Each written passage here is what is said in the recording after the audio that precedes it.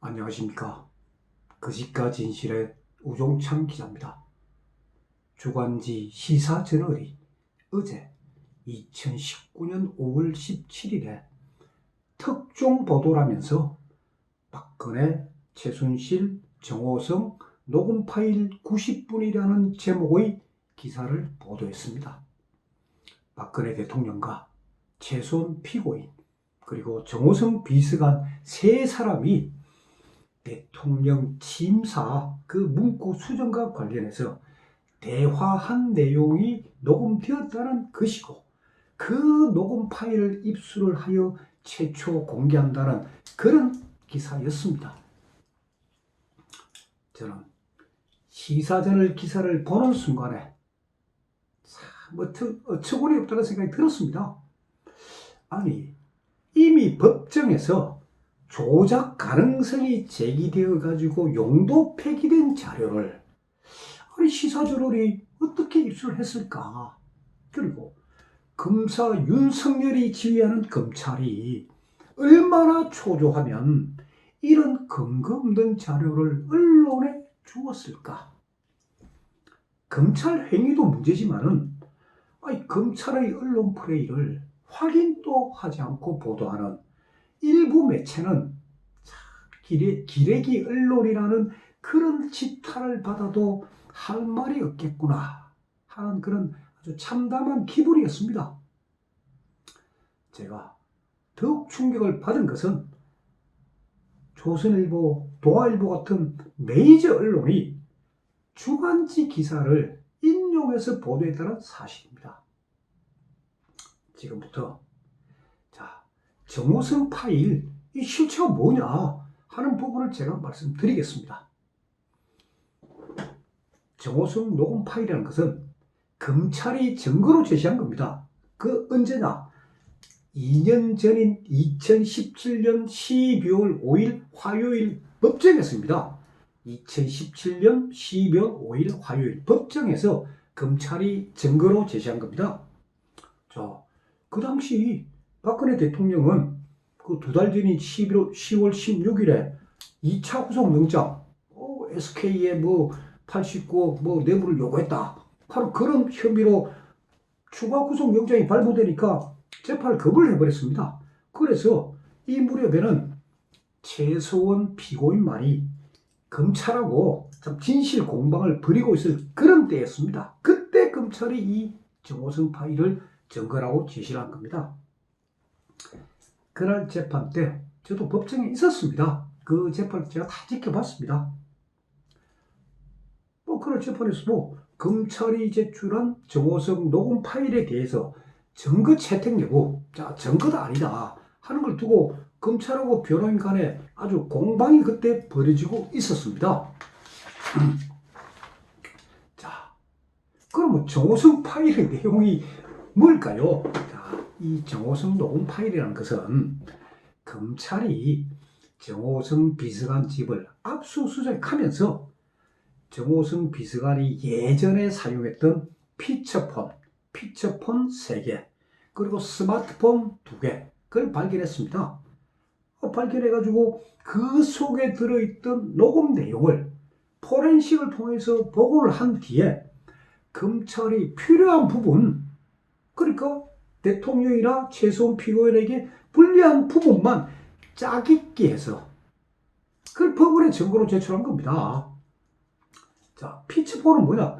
아마 시청자 여러분도 아실 거예요. 피치폰은 스마트폰이 나오기 전에 그 사용되었던 그 구형 핸드폰입니다. 전화 통화만 가능하고, 그리고 이 피치폰의 특성 중의 하나가 통화가 끝나면 통화 내용이 자동으로 저장이 되는 그런 시스템으로 되어 있습니다. 피치폰은. 그래서 정호성 비서관은 그 대통령 지시사항 그리고 최소한하고 통한 내용 그걸 정확하게 다시 알아야 되니까 자기가 메모해야 되니까 그래서 녹음을 하고 피치폰 또는 스마트폰에 녹음을 하고 그리고 다 파악을 하고 나면은 녹음을 다 지웠다고 합니다. 이걸 그럼 그 대통령이 되기 이전에 있었던 일이에요. 그리고 이제 대통령으로 당선되고 이제 청와대 들어가야 되니까 정호성 비서관은 당연히 이 예전에 사용했던 이 피처폰, 스마트폰 이거 전부 다 더 이상 사용할 필요도 없기 때문에 버리려고 이삿짐 속에 넣어둔 겁니다. 그러다가 압수를 당한 거예요.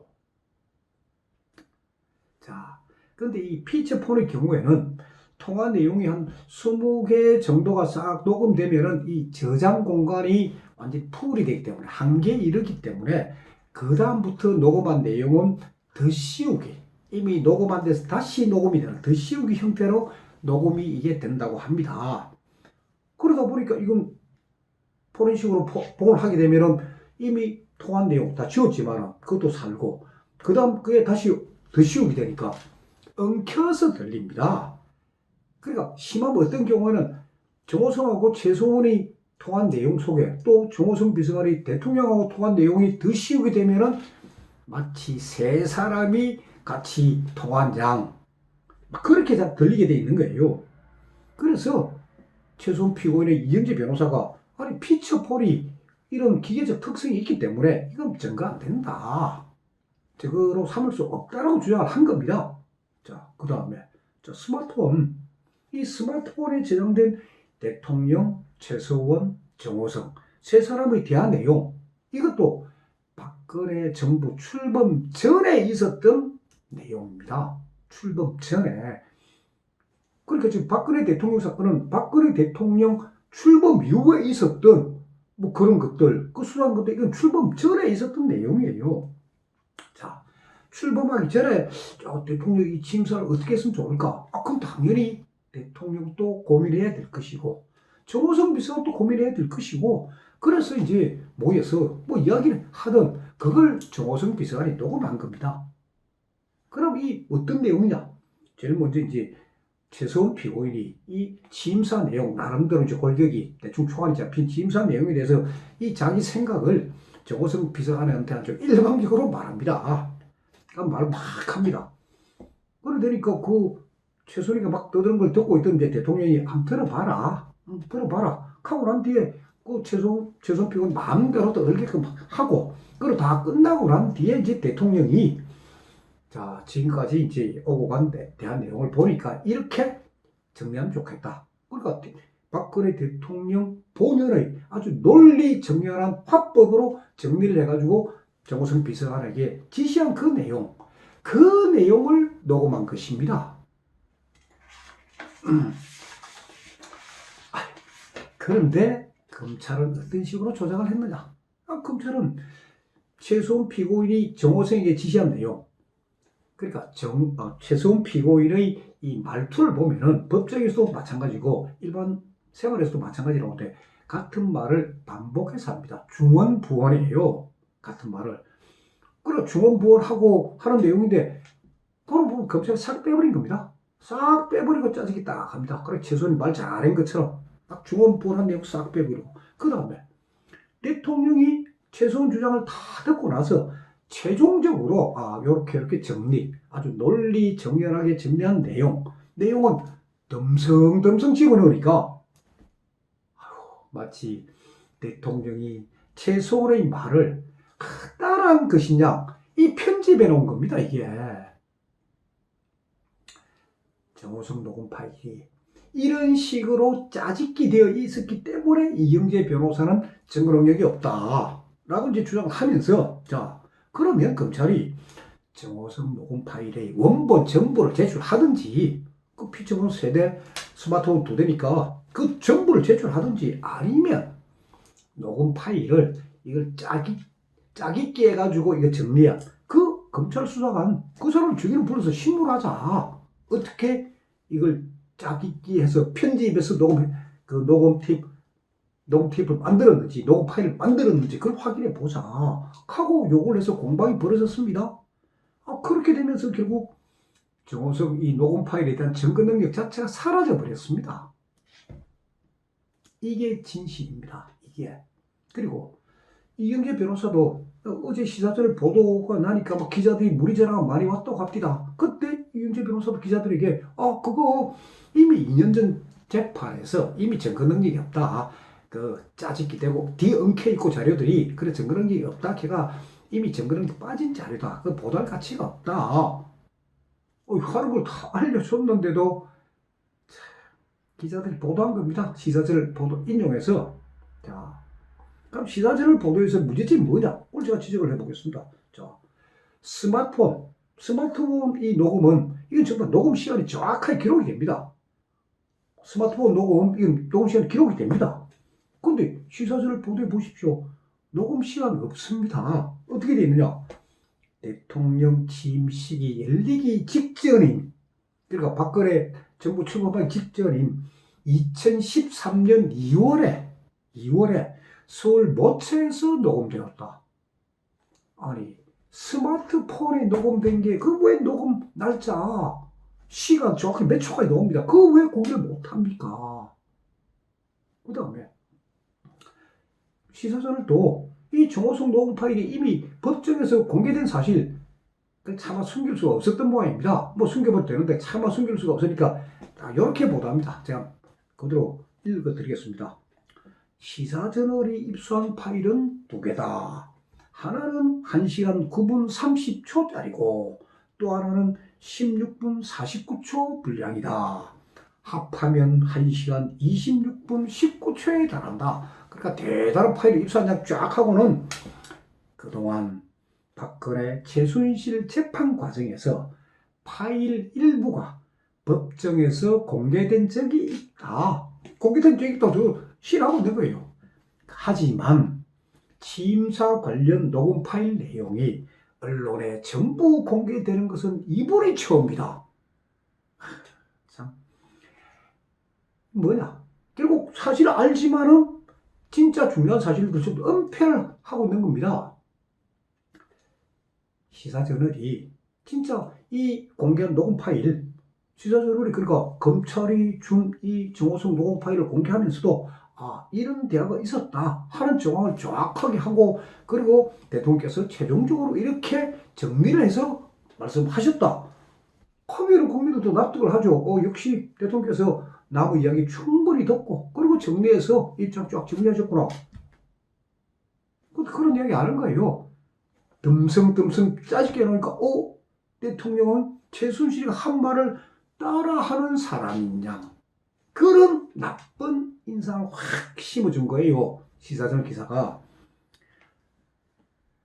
검찰에서 대통령에게 불리하게 이 짜집게 한 내용, 그 내용만을 시사저널이 풀어줬으니까, 그래서 저는 시사저널도 검찰의 언론 플레이에 장단을 맞춰줬기 때문에 역시 그건 조작 기사로 할 수 있다라고 저는 주장하는 것입니다. 자, 이미 2년 전에 법정에서 이미 용도 폐기된 자료를 검찰이 시사저널에 제공하고, 시사저널은 사실 확인도 없이 검찰이 주니까 얼씨구나 대단한 특종이다 라고 보도한 게 이 시사저널 보도의 진실입니다. 자, 여러분 생각해 보십시오. 박근혜 대통령에 대한 수사 재판 이미 다 끝났습니다. 이제 대법원 최종 선고만 지금 기다리고 있습니다.